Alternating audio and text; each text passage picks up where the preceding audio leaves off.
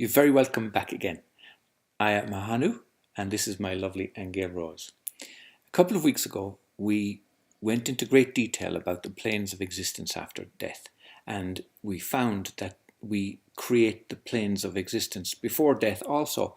Everything that we think and do, our bodies, our environment, our friends, our family, our relationships, our homes, our countries, we create it all. And it's quite an amazing discovery to find that these are very, very real planes of existence that we live in every moment, moment to moment, throughout our lives and afterwards also. Now, Aingeal Rose, we really wanted to move the conversation into the whole concept of quantum reality, quantum physics, because I know that's an area that is very close to your heart, Aingeal Rose. In fact, I think you missed your profession. You should have been a quantum physicist. No way, huh?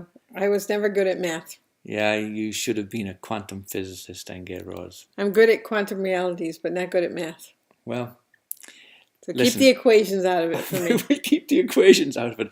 We'll make the postulations. I'll just download the info. Yeah, we'll let the others do the figuring out of the numbers. We'll go right to the conclusion. That's right. Go to the conclusion. Okay, we're going to get into a discussion now about quantum reality. And towards the end, we hope to have a little bit of time to speak about miracles. If we don't, we will be back shortly to deal with miracles. Because they do deal with the quantum reality. Indeed, they do. Because as you're saying that, my mind now is getting downloaded with ideas. But one of the things is it even brings in a multidimensional aspect in terms of we take a look at our world and people oftentimes want to know about the future of our world.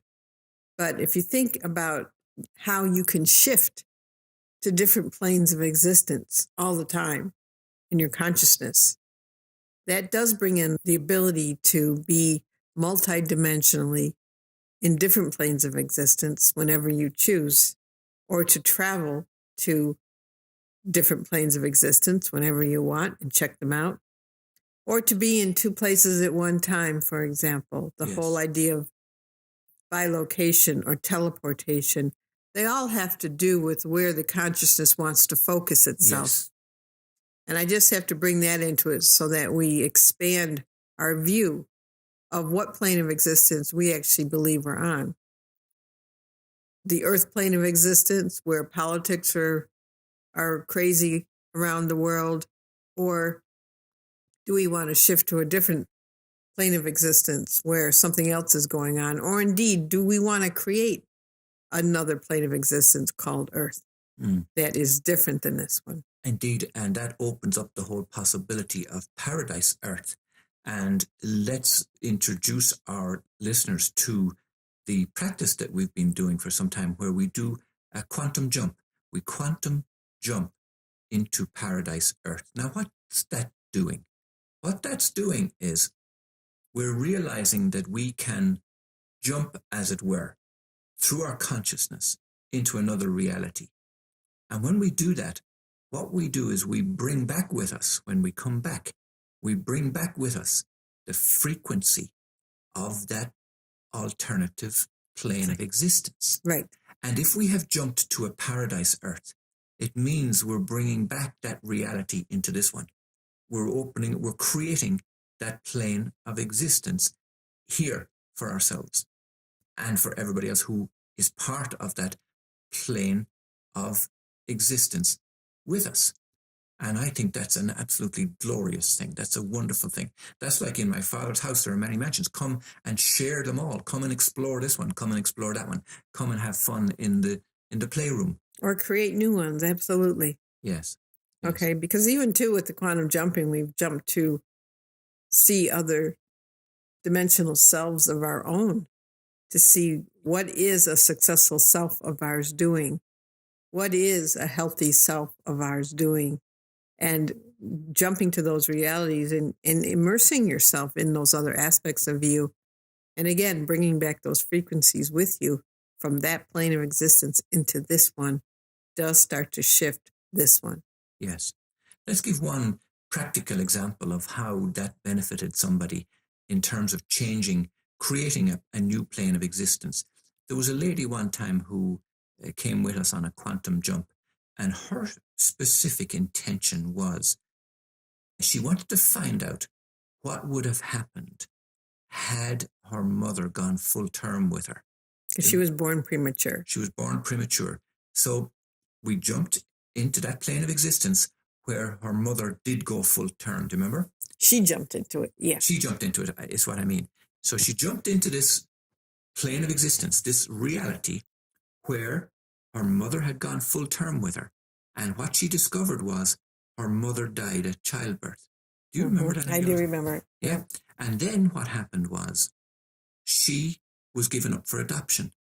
And she was adopted by a professional couple. I'm not sure were they archaeologists. Anthropologists, that's right. And in that life, she became a successful anthropologist, I think, wasn't it? Something like that? She certainly followed into a professional career, yeah.